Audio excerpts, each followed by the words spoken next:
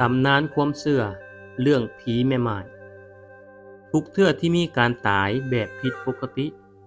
เรื่องของผีแม่ไม้มักจะยกมาอธิบายแทบทุกครั้งเรื่องผีแม่ไม้เป็นเรื่องเล่าขานกันมาเป็นเวลาโดนนานแล้วตำนานเรื่องนี้คือการที่ผีแม่ไม้มาเอาชีวิตของผู้ชายหนุ่มในหมู่บ้านเรื่องผีแม่ไม้มักจะเกิดขึ้นในลาวและภาคอีสานเป็นความลึกลับที่มักจะเกิดขึ้นตามหมู่บ้านชนบทมักจะพบว่า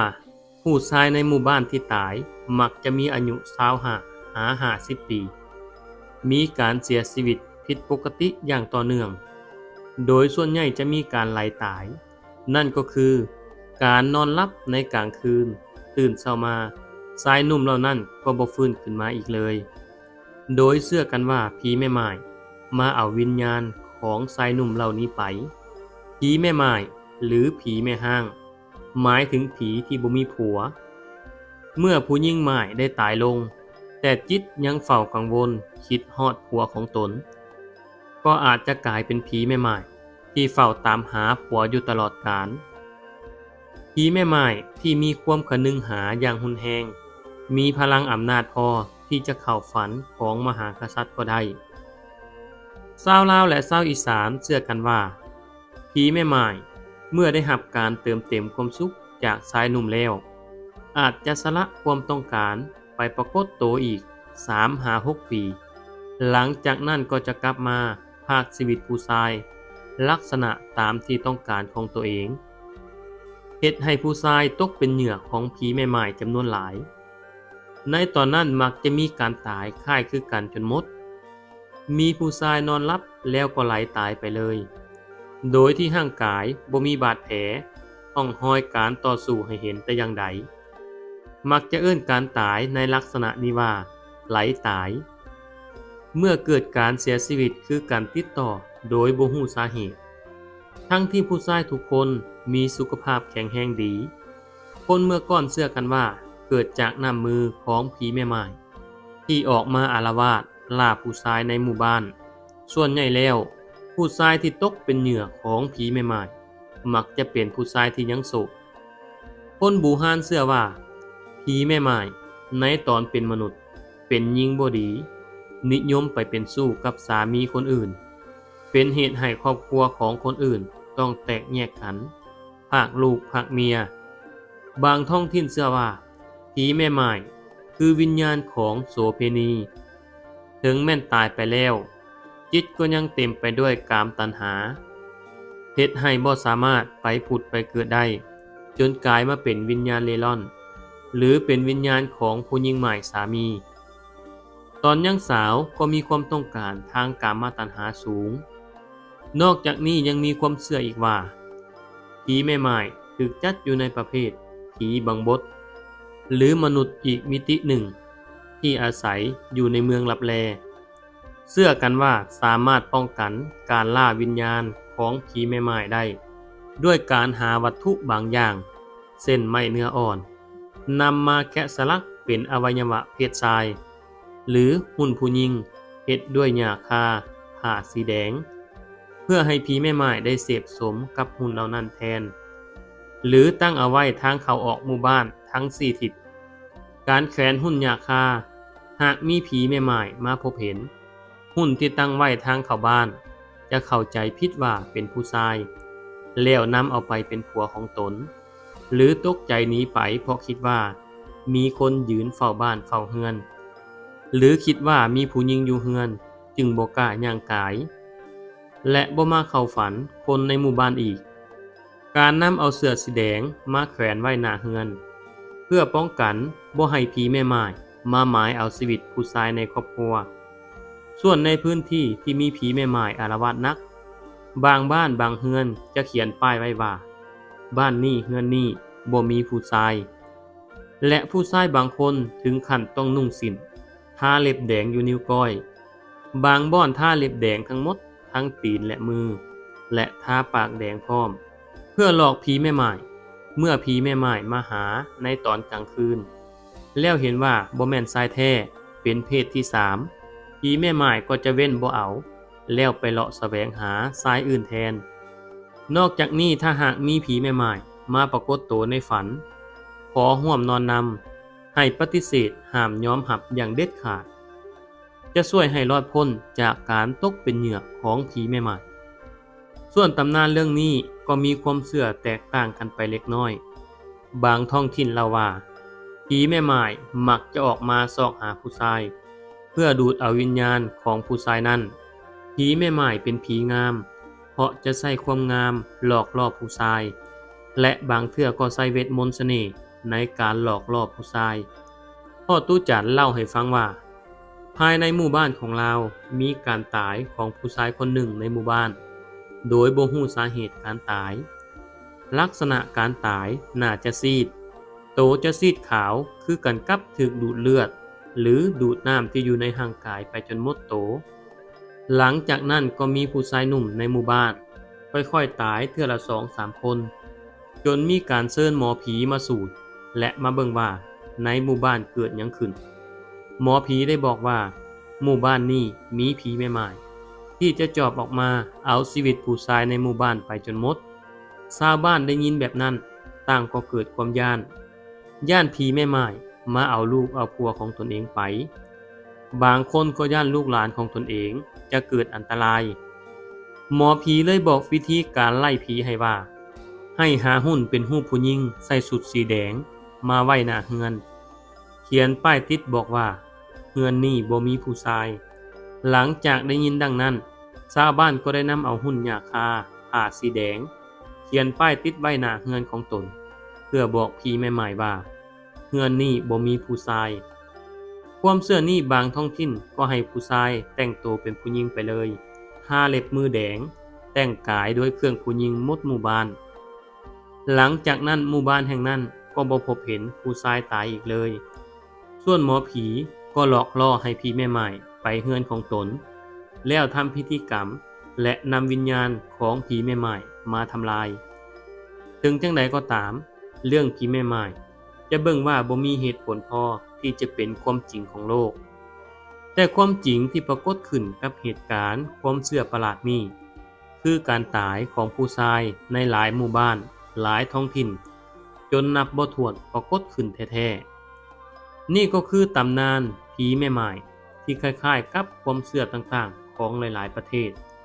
ที่เป็นสิ่งลี้ลับและฝังแน่นในความเชื่อของชาวลาวและชาวอีสานที่มีมาโดนนานแล้วจงใช้พิจารณญาณในการชมและชมเพื่อความเพลิดเพลินเท่านั้น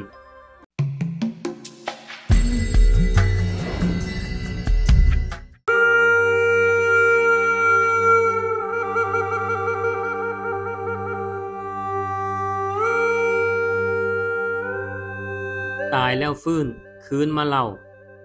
เรื่องความตายเป็นสิ่งที่แน่นอนที่ทุกสรรพสิ่งในโลกนี้ต้องพบเจอการตายคือการสูญเสียที่ทุกคนบ่อยากพบเลยเพราะมันคือจุดพัดพรากที่จะบ่ได้พบกันอีกแล้วผู้เฒ่าผู้แก่เพิ่นได้สอนลูกสอนหลานว่าลูกบ่ฟังความพ่อแม่ผีจะแก้เข้าหม้อนรกบางคนทำบาปหนาบาปก็จะนำพาไปลงนรกอเวจีไผผู้สร้างบุญกุศลหลายก็จะกลายไปสวรรค์ชั้นฟ้าวิมานทองคำว่าสวรรค์นรกคงจะยกหลักฐานถ่ายรูปมาให้ทุกคนเบิ่งได้ยากมีเพียงคำบอกเล่าโลกหลังความตายที่หลายคนเคยตายแล้วฟื้นขึ้นมาได้มาเล่าให้ฟังเท่านั้นและเป็นการเพิ่มเหตุผลคำสอนในทางศาสนาอีกด้วยการตายแล้วฟื้นนี่เป็นสิ่งที่แปลกประหลาดที่สุดในเรื่องของการตายเพราะคนจำนวนหลายตายแล้วก็บ่มีโอกาสจะได้กลับคืนมาบางคนตายแบบบ่ตั้งตัวด้วยซ้ำบูฮานลาวเฮาเพิ่นจึงสอนกันไว้ว่าความตายนั้นแขนคอทุกบาดก้าวตื่นมือเศร้าเห็นหน้าจึงว่ายังเรื่องต่อไปนี้เป็นการเล่าจากปากของอาจารย์เลื่อนบ้านสมผู้เคยตายมาก่อนโลกหลังความตายของอาจารย์เลื่อนทางแขวงขมวนประเทศลาวเฮานั้นในชาติที่ยังเป็นคนอาจารย์เลื่อนมีอายุประมาณ67ปีสุขภาพตนเองก็บ่ค่อยแข็งแรงพอปานใดชาวบ้านก็มาตุ้มหุ่มห่อเยี่ยมยามอาจารย์เลื่อนนั้นได้นอนหลับไปปรากฏว่า มีงานบุญหยังบ่ฮู้ผ่านกายมาลาวก็ได้ไปนำเขาเต้นลำระบำฟ้อนแต่งกายจบงามไปนำขบวนไปได้ประมาณมื้อหนึ่งพอกลับคืนมาเฮือนปรากฏว่าคนมาเต็มเฮือนของตนลาวได้แต่คิดว่าเกิดหยังขึ้นในเฮือนของตนเห็นคนมาเต็มเฮือนไปหมดทุกคนได้แต่ห้ายด่าลาวสารพัดอย่างตัวเล่าเองก็บ่กล้านั่งอยู่พื้นเฮือนคือหมู่เพราะรู้สึกย่านอีหยังบ่ฮู้บ่พอเท่าใดนั้นก็เห็นขบวนแห่บุญไปตามทางอีกครั้งด้วยความม่วนซื่นลาวก็เฝ้าแล่นไปนำเขาอีกครั้งเพราะกลับมาเฮือนก็มีแต่คนห้ายคนด่าพอแต่ไปได้ในระยะหนึ่งความม่วนซื่นกลับหายไปปรากฏว่าเป็นการแห่ศพไปประสาทผีลาวก็แห่ไปกับขบวนคือกับคนปกติพอเขานำศพขึ้นกองฟอนทุกคนได้ไปวางดอกไม้จันทร์ลาวก็ได้ไปวางน้ำคือกันทุกคนกล่าวว่าไปดีถึงสุขเด้อลาวก็เว้าตามพวกเขาแต่บ่ฮู้ว่าเป็นศพของไผแท้เมื่อการเผาศพเริ่มขึ้นแล้วทุกคนก็หลั่งไหลกลับคืนเมื่อบ้านลาวก็จะกลับคืนเมื่อบ้านนำก็หันหลังย่างออกจากปราสาทปรากฏว่าตนเองออกไปบ่ได้มีขอนไม้ใหญ่มาตันทางจะปีนขึ้นมันก็สูงขึ้นจะลอดข้ามมันก็ต่ำลงลาวได้แต่ห้องไห้และหันหลังกลับมาปรากฏว่าเป็นบ้านคนคือปกติลาวจึงย่างเข้าไปแต่บ่เห็นไผเลยจนได้ไปพบวัดแห่งหนึ่งมีผู้ดูแลอยู่นั่นโตดำหังใหญ่จนได้เงนคอขึ้นเบิ่งลาวได้ถามว่าทางเมื่อบ้านข่อยไปทางไหนผู้ดูแลวัดนั่นบ่เว้าหยังมีแต่ซี่ให้หม่นป่าผ้าดงนี้ไปเรื่อยๆจะมีทางออกพร้อมให้ไม้แส่อันหนึ่งกับลาวก็จำเป็นหม่นป่านั้นไปเท่าใดก็คือบ่ฮอดทางออกจักเทื่อความหิวโหยอยากกินน้ำนั้นลำบากที่สุดยิ่งย่างไปก็ยิ่งอยากกินน้ำคือจะขาดใจตายแต่ในที่สุดลาวก็ผ่านออกมาเห็นทุ่งนาและแนมเห็นบ้านคนจนได้ก่อนจะเข้าไปในหมู่บ้านก็เห็นแม่หญิงถือพาคนหนึ่งกำลังตักน้ำอยู่ทุ่งนาแคมบ้านลาวตัดสินใจไปขอกินน้ำนำแต่หญิงคนนั้นบ่เว้าบ่ปากนำจักคำตักน้ำแล้วก็ย่างกลับบ้านลาวจึงได้ย่างตามหลังหญิงคนนั้นผ่านบ้านมาหมาเห่าเป็นจำนวนหลายลาวได้ใช้ไม้แส่ที่ได้มานั่นไล่มาตามทางจนฮอดเฮือนของหญิงคนนั้นพอฮอดเฮือนของหญิงคนนั้นลาวก็ได้ตักน้ำกินแต่ภาพเหตุการณ์หลังกินน้ำแล้วนั้นลาวจื้อหยังบ่ได้เลยภาพตัดไปในตอนนั้นเรื่องยังบ่จบเพียงเท่านั้นพอลาวได้เกิดมาอีกชาติก็ได้เล่าเรื่องนี้ให้ทุกคนฟังซึ่งอัศจรรย์ประหลาดที่สุดลาวยังจื้อชาติเก่าได้ลาวได้เล่าตอนยังเป็นคนว่าอยู่บ้านนั้นเมืองนี้เป็นทหารเก่าเล่าประวัติทุกอย่างให้ทุกคนฟังทุกคนได้แต่งงกับเหตุการณ์ครั้งนี้ได้แต่ตั้งคำถามว่าจะเป็นไปได้หรือบ่เด็กน้อยเพียง8 ปีจะเล่าประวัติของคนอื่นซึ่งอยู่คนละเมืองกันในปัจจุบันมาเล่าได้ละเอียดปานนี้ทุกคนเลยพิสูจน์ว่าแม่นแท้หรือบ่ให้เด็กน้อยคนนี้พาไปเบิ่งเฮือนเก่าพาไปเบิ่งไร่เบิ่งนาเขตแดนดินอ้ายเอ้ยน้องทั้งหมดปรากฏว่าพอไปฮอดบ้านสมซึ่งเป็นบ้านอยู่ของลาวในชาติก่อนลาวซี่แบ่งมูลมังให้แต่ละคนได้หมดทุกอย่างถูกต้องทุกประการทุกคนจึงเชื่อได้ว่าเด็กน้อยคนนี้คือพ่อของตนแท้ๆที่กลับชาติมาเกิดอีกครั้งลาวเล่าต่อไปว่าตอนที่ลาวตายไปนั้นทุกคนห้องไห้คือกับด่าห้ายลาวจึงบ่อยากกลับมาเฮือนตอนที่ย่างผ้าป้านั้นอยากกินน้ำคือกับใจสิขาดตายอีกครั้งพอตอนเกิดได้กินน้ำกลับมีแหงภาพตัดหายไปทันทีนี่ก็คือประสบการณ์ของอาจารย์เลื่อนผู้ที่ตายแล้วจื้อชาติเกิดของตนตอนนี้คิดว่าอาจารย์เลื่อนคนนั้นคงจะเฒ่าแก่แล้วต่อมายังมีป้าจันน้ำสมุทรในหมู่บ้านแห่งหนึ่งทางแขวงขมวนเป็นครอบครัวที่มีฐานะปานกลางทุกคนลูกหลานจึงได้ตั้งหน้าตั้งตาเฮ็ดเวียกเฮ็ดงานทุกมื้อไผตื่นนอนก่อนก็หากินข้าวแล้วก็ไปไผไปลาวป้าจันเป็นคนบ่ค่อยเข้าวัดเข้าวาป้าจันเป็นคนเว้าตรงบ่เกรงใจไผแต่ก็มีจิตใจดีเฮฮามักม่วนไผหยอกล้อก็ได้ ทุกคนในหมู่บ้านจะฮู้นิสัยเราดี เพราะบางครั้งกายวัดไปลาวก็จะให้พระและหยอกพระแบบคนทั่วไปบ่ได้ให้ความเคารพนับถือเป็นพิเศษ แต่ทุกคนในหมู่บ้านก็บ่ค่อยถือสาลาวเบิ่งว่าเป็นโตสร้างสีสันในหมู่บ้าน ในเช้ามื้อหนึ่งคนในครอบครัวป้าจันได้ออกไปเฮ็ดเวียกเฮ็ดงานทั้งหมด เหตุการณ์ที่เกิดขึ้นในระหว่างการลับไหลของเรานั่นคือ การได้ไปท่องเที่ยวแดนสวรรค์นรกลาวเล่าว่ามีผู้ชาย4 คนพาลาวไปลาวได้แต่ย่างตามหลังและฟังคำอธิบายต่างๆของพวกเขา แต่บ่เข้าใจว่าเขาเว้าหยังย่างน้ำหลังเขาไปแบบบ่ฮู้สาเหตุจนอิดเมื่อยอยากกินข้าวขอกินข้าวนำคนอื่นก็บ่ได้บ่มีไผให้กินเพราะมีอาหารที่จัดไว้ตอนรับตนแล้วคือแจ่ว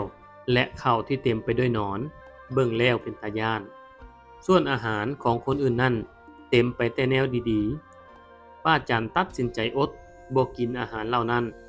และย่างตามหลังชายทั้ง4 คนนั้นต่อจนได้ไปพบหม้อน้ำร้อนที่เต็มไปด้วยผู้คนที่มาจากต่างบ้านต่างเมืองกำลังถูกต้มทรมานแนมหาคนที่ฮู้จักก็บ่มีพอคนป้าจันรู้สึกย่านกลัวและมึนงงชายทั้ง4 คนพาเลาะไปเบิ่งจนครบบ่อน้ำร้อนทั้ง8 บ่อแล้วก็เดินทางไปบ้านเมืองแห่งหนึ่งที่เต็มไปด้วยความสวยงามเกินจะพรรณนาใครที่ไปสถานที่นี้แล้วก็บ่อยากกลับคืนมาเพราะมีทุกอย่างที่ต้องการอาการต่างๆความเจ็บปวดและเมื่อยล้าก็หายไปทันทีแต่อยู่ดนบ่ได้พอปานใดชายทั้ง4 คนก็บอกลาวกลับเมื่อเบิดเวลาแล้วถ้าเมื่อซ่ากว่านี้จะบ่ดีพอกลับมาส่งลาวฮอดทางเข้าบ้านแล้วลาวก็รู้สึกตัวขึ้นตื่นขึ้นสู่เมืองคนปรากฏว่าทางบ้านได้จัดเตรียมงานศพให้เป็นที่เรียบร้อยแล้วเพราะผ่านมา3 มื้อแล้วที่ลาวตายไปทุกคนจัดเตรียมทุกอย่างครบแล้วแต่ก็เลิกไป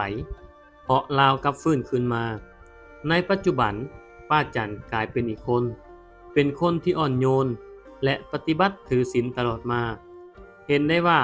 ป้าจันจะไปใส่บาตรในทุกๆเช้าบ่ขาดเนื่องจากเรื่องราวที่เกิดขึ้นกับตนเองเป็นสัญญาณที่เตือนบอกแล้วว่าตนเองบ่ได้สร้างหยังไว้ในอีกโลกหนึ่งเลยนี่ก็คือเรื่องเล่าเหตุการณ์ที่เกิดขึ้นจริงและยังมีอีกหลายๆคนที่ตายแล้วฟื้นคืนมาเล่าสู่เฮาฟังเรื่องเล่านี้เป็นเรื่องแปลกแต่จริงเกิดขึ้นให้เห็นในสังคมอยู่หลายครั้งมีความสอดคล้องกับคำสอนทางพุทธศาสนาเป็นอย่างยิ่งเกี่ยวกับโลกหลังความตายแต่จังไดก็ตามสวรรค์นรกจะมีแท้หรือบ่นั้นให้เป็นความสงสัยในใจเฮาดีกว่าแต่สิ่งที่ควรตั้งคำถามกับตนเองนั่นคือตายไปแล้วถ้ามันมีจริงเด๋เฮาจะเฮ็ดแนวใดต่อเฮาจะบ่โชคดีคือกับคนอื่นที่กลับคืนมาสร้างกุศลได้อีกจังใดก็ตามขอให้ทุกคนจงสร้างกรรมดีไว้ให้หลายที่สุดเพื่อเป็นหลักประกันชีวิตในโลกนี้และโลกหน้านี่ก็คือเรื่องเล่าการตายแล้วฟื้นคืนมาเล่าโลกหลังความตายที่เกิดขึ้นจริงในแขวงขมวน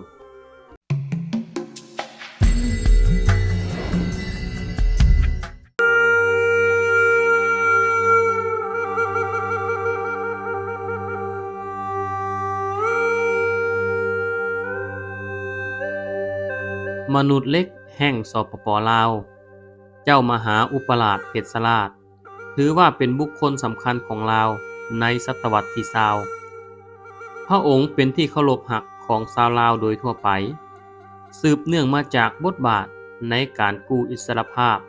และด้านวิชาอาคมที่เก่งกล้าบวกกับความเมตตาของพระองค์เจ้ามหาอุปราชเพชรสราชเป็นโอรสองค์ที่3ของเจ้ามหาอุปราชบุญคงพระองค์ประสูติเมื่อวันที่19เดือน1ปีคศ1889พระองค์ได้ศึกษาอยู่ประเทศฝรั่งเศสเมื่อปีคศ1905ช่วงพักเรียนพระองค์ก็มักจะข้ามไปพักอยู่ประเทศอังกฤษและเคยพักอยู่เรือนของมิสเตอร์เลนอาจารย์สอนวิชาดาราศาสตร์เฮ็ดให้พระองค์สนใจเรื่องดาราศาสตร์และโหราศาสตร์เป็นอย่างยิ่งพระองค์จึงเป็นนักค้นคว้า ลักทางโหราศาสตร์บูฮานเป็นคนทำอิฐและแต่งลักคำนวณปฏิทินลาไว้ นอกจากพระองค์จะมีความสามารถด้านการปกครองและวิชาทางโหราศาสตร์ดาราศาสตร์แล้วพระองค์ยังเก่งกล้าด้านวิชาอาคมอีกด้วยหลายคนเชื่อกันว่าปืนยิงบ่แตกแทงบ่เข้าครั้งหนึ่งมีทหารลอบฆ่าพระองค์ได้แปลงกายเป็นแมงวันแล้วบินหนีจนเฮ็ดให้พวกทหารเหล่านั้นยืนมึนงงและย่านสั่นเป็นบ้าไปเลยก็มีครั้งต่อมามีทหารของศัตรูหาวิธีจับพระองค์แต่ด้วยฤทธิเดชเก่งกล้าของพระองค์ได้แปลงกายเป็นปลาแล้วลอยน้ำหนีไปต่อหน้าต่อตาของพวกศัตรูเชื่อกันว่าพระองค์มีฤทธิ์ที่จะแปลงกายเป็นหยังก็ได้ช่วงยังมีสงครามอยู่ลาวพระองค์บุกป่าผ้าดงลูกปืนของศัตรูมาแล้วหลายครั้งพระองค์ได้บอกกับราษฎรว่าถ้าอยู่ไสมีห้วยหนองคลองบึงที่เค็ดที่ยำมีผีให้ประชาชนลงหาป่าบ่ได้ให้บอกพระองค์ได้พระองค์จะไปปราบผีพวกนั้นให้หรือมีสัตว์ให้มารบกวนพืชพักที่ปลูกไว้พระองค์จะจัดการทันทีเมื่อปีคศ1932มีประชาชนรายงานว่ามีเสือโคร่ง2 ตัวอยู่แคมป์บ้านลักกินงัวควายสัตว์เลี้ยงของชาวบ้านจนหมดไป21 ตัวชาวบ้านเดือดร้อนขอให้พระองค์ไปช่วยพระองค์ก็ไปกับข้าราชการ 6-7 คนรวมถึงมหาศีลาด้วยพากันไปปราบเสืออยู่แถวน้ำงึมแขวงเวียงจันทน์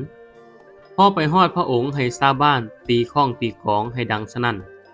ส่วนพระองค์กับหมู่ข้าราชการและมหาศิลาก็ได้เตรียมอาวุธในการปราบเสือครั้งนี้ในที่สุดการปราบเสือโคร่งนั้นก็สำเร็จแบบง่ายดาย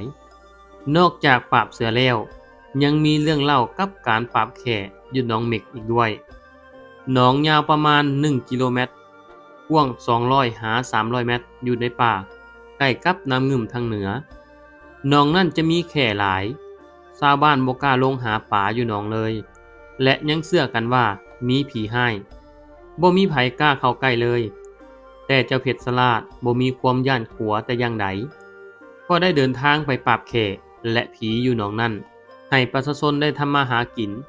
พระองค์ได้ปราบผีอยู่หนองนั้นแบบง่ายดายและยังมีเรื่องอัศจรรย์ที่เล่ากันว่าพระองค์เคยลอยทวนกระแสน้ำของไปโผล่อีกจุดหนึ่งที่อยู่ห่างไกลมาแล้วจนลือกันว่าพระองค์สามารถแปลงกายเป็นสัตว์น้ำต่างๆได้แบบง่ายๆส่วนพวกฝรั่งบ่เชื่อในเรื่องเหล่านี้พระองค์จึงแปลงกายเป็นแมงไม้ต่อหน้าพวกนั้นจนเกิดความย่านกลัวไปตามๆกันเรื่องนี้ได้บันทึกไว้โดยโจเอม เฮฟเฟนนักมนุษยวิทยาชาวอเมริกาผู้เชี่ยวชาญเรื่องกิจการในลาวในยุคนั้น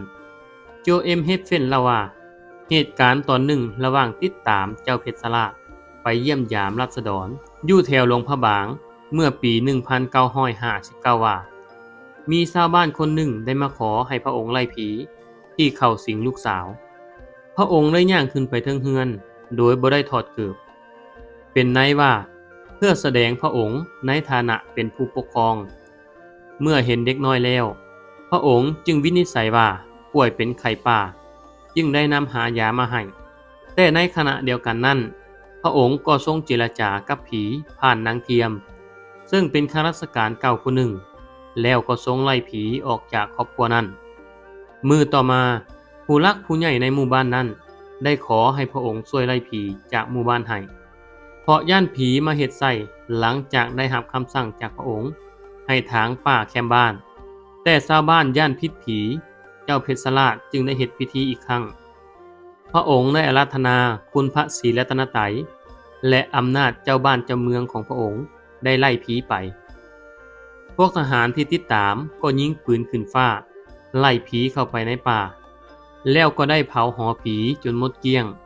จากนั้นชาวบ้านก็ได้ถางป่ากันต่อไปมหาศิลาวีระวงศ์นักปราชญ์แห่งสปป.ลาว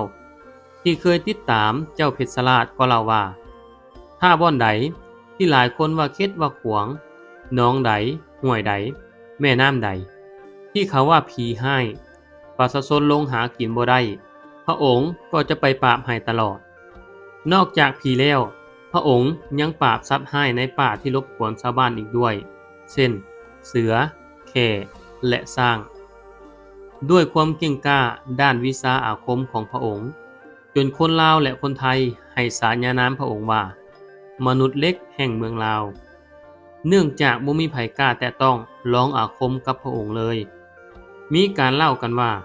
เพิ่นได้ไปเรียนวิชาอาคมกับอาจารย์ท่านหนึ่งพอไปฮอดแล้วอาจารย์อยากจะลองความตั้งใจของพระองค์ด้วยการมัดไม้ไผ่ที่มีคมพร้อมที่จะบาดในทุกเมื่อแขนย่อนไว้อาจารย์บอกเจ้าเพชรสลัดว่าให้โดดขึ้นเอามือหูดไม้นั้นก่อนแล้วจึงจะสอนวิชาให้ซึ่งพอจะได้ยินแบบนั้นถ้าเป็นคนทั่วไปคงถอยออกมาแท้แน่นอนคือกันกับว่ามีคนบอกให้เฮาโดดกำหูดคมมีดคมผ้าประมาณนั้นแต่พระองค์ด้วยความจิตใจที่นักแน่นจึงกระโดดขึ้นเอามือกำหูดคมไม้ไผ่มือพระองค์เกือบขาดเต็มไปด้วยเลือดการทดสอบของอาจารย์ครั้งนี้ยังถือว่าเป็นขั้นพื้นฐานเจ้าเพชรสลัดได้เรียนวิชาอาคมจากหลายอาจารย์เพราะก่อนหน้านั้นพระองค์ก็เคยบวชเรียนเขียนอ่านศึกษามนต์คาถาต่างๆมาเป็นจำนวนหลายในระยะที่ฝรั่งกลับมามีอิทธิพลในลาวอีกครั้ง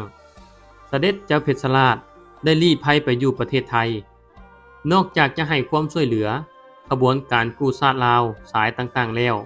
เพิ่นยังร่วมกลุ่มนักนิยมภัยหรือเที่ยวป่าในไทย